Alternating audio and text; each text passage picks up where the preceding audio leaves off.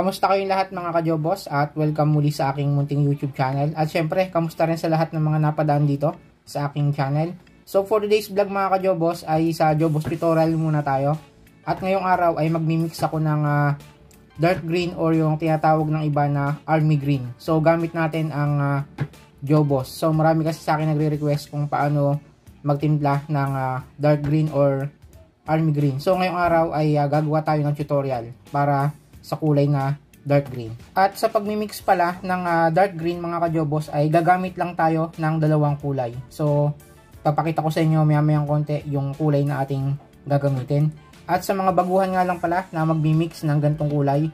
So kung mag-jobos kayo ay tip ko lang sa inyo mga kajobos, bago nyo pakuluan yung tubig ay timplahan nyo muna ng kulay yung tubig habang hindi pa kumukulo para hindi kayo mahirapan. Dahil kapag ang tubig ay mainit na, saka pa lang kayo magtitimpla ng jobos ay mahihirapan kayo dahil yung tubig ay kumukulo and then yung usok ay pupunta sa inyong mga mata. So delikado sa mata natin yung usok ng mga mainit na tubig, yung vapor ng tubig yan. Delikado sa mata yan. So pagka kayo ay magtitimpla ay okay lang yon na malamig muna. So pag natimpla nyo na yung gusto nyong kulay na pagka dark green, saka nyo pakukuluan sa apoy and then lalagyan nyo ng asin and then imimix nyo and then after nun, saka nyo palang ilagay yung damit. Yan, yun yung tip ko sa inyo mga kajobos. At dahil nga sa tutorial lang to mga kajobos ay ito yung aking mga gagamitin. So may tubig lang ako dito. Tapos yung tester natin na puting cotton and then syempre yung panghalo natin. So sa pagmimix nga pala ng dark green or army green, dalawang kulay yung ating gagamitin. So, dilaw and then kulay black. So, yan. Tip ko rin nga pala sa mga mag-jobos ay okay lang po na magkaibang brand yung gamitin nyo sa pag titimpla. Wala kasi akong mahanap na isang brand lang.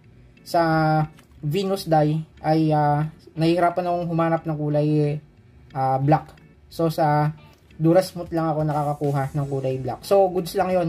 Okay lang na magkaibang brand. So tara na mga kajobos, para hindi na magtagal yung video na to ay magmimix na tayo ng dark green. So let's go. Alright mga kajobos, at mag-start na ako. So isang tip ko rin pala sa mga baguhan lang na magmimix ng gantong kulay. So unahin nyo munang ilagay yung kulay black. So sa mga hindi pa marurunong, black muna ilagay nyo. At sa mga marurunong ay okay lang kahit alin sa dalawa yung ilagay nyo. Dahil sa mga kabisado na yung pagtitimpla ng kulay ay goods lang yon. So ako, unahin ko ay yung kulay black. So tara. Yan. Lagay natin sa tubig. Kulay black. Yan. Mag-experiment tayo. Papalabasin natin army green or dark green. So i-mix muna natin yung itim. Yan. So black na siya. At i-mix na natin yung dilaw mga kajobos. So sa pagmimix naman ng dilaw mga kajobos, mas maganda ay huwag nyong ibubuhos lahat agad yung dilaw. So paunti-unti lang para makukuha natin yung tamang timpla ng pagka dark green. Yan. So unti-unti muna ang paglalagay. Yan. Mix natin.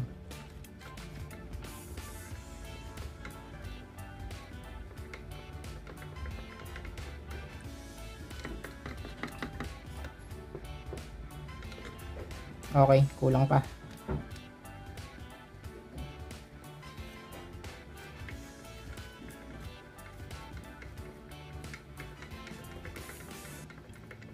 So, dagdag lang ng dagdag mga kajobos hanggang sa makuha nyo na yung tamang timpla. At ang magiging problema lang dito ay hindi ko lang alam kung alin yung mas matapang na brand. Kung Venus dye or yung Durasmooth. Pero pag kinulang pa tayo ng kulay black ay mag-a-add pa ako ng kulay black. So matapang kasi yung Venus.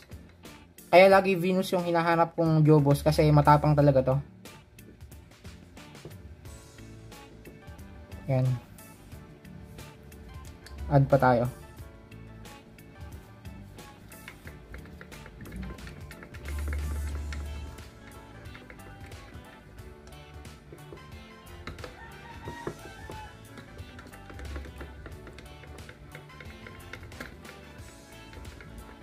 So kung nakikita nyo mga kajobos yung sample natin na basahan ay mas lamang yung dilaw.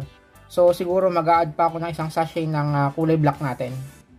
Alright mga kajobos, mag-a-add ako ng kulay black. Kasi masyadong matapang yung Venus dye na kulay dilaw. Mix lang ulit natin.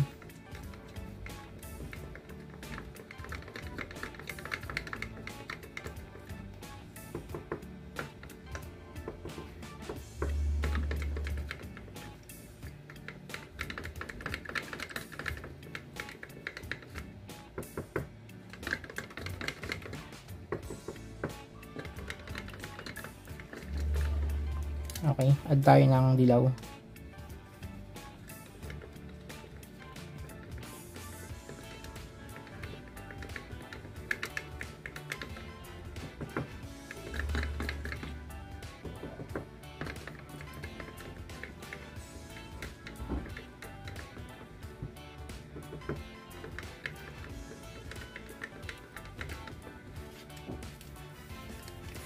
Ayan. Add natin lahat. So malalaman natin yung measure ng Jobos kung ilang sachet para mapalabas natin yung dark green nya.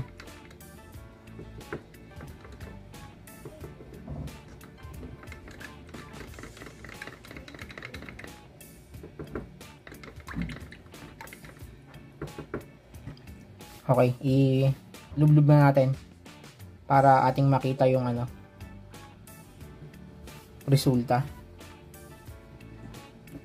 Alright mga kajobos, bali kanina nga pala ay medyo kinulang pa tayo ng kulay black. So ang nangyari, nagdagdag pa ako ng isang sachet ng Durasmooth na kulay black. Yan. So bali ang naging kombinasyon or ang mixture ng dark green ay kailangan ng 3 black and then isang dilaw. Yan. So, hintayin lang natin para ma-absorb ng tela yung kulay. Ayun dark green na mga kajobos. Hintay pa tayo ng konti. Mga kajobos, inahon ko na yung telang kulay puti sa jobos. Ayan. Kitang-kita nyo naman mga kajobos, ay dark green na siya. So, medyo yellowish lang siya sa camera. Pero, sa personal mga kajobos ay dark green yung kanyang kulay. So napakadali lang mag-mix ng dark green mga kajobos. Yun nga, buti ay nauna natin yung kulay black natin. So yun nga, sa mixture ng dark green, ang kailangan ay 3 kulay black and then isang kulay dilaw. Ayan. So kung Venus dye yung gamit nyo, ay itry nyo muna na isang pares muna yung inyong gamitin kapag parehas Venus dye. So, kung kulangin pa ng kulay black, saka pa lang kayo mag-add ng black. And then, kung kulang pa, ay yon, saka pa lang din kayo mag-add ng kulay black. So, ganun lang kadali mga kajobos mag-mix ng army green or dark green yan. So, sana ay may natutunan kayo sa maikling video na to. At sa hindi pa nga pala nag-subscribe dyan, huwag nyo pong kalimutang suportahan yung aking YouTube channel by clicking the subscribe button and then i-hit nyo na rin yung notification bell button. Para kayo po yung unang ma-update kapag may mga bagong post na video kagaya po nito. So yun mga kajobos, at hanggang dito na lang yung ating simpleng video para sa araw na to sa Jobos tutorial. Lagi po kayo mag-iingat mga kajobos. I love you all. Peace out.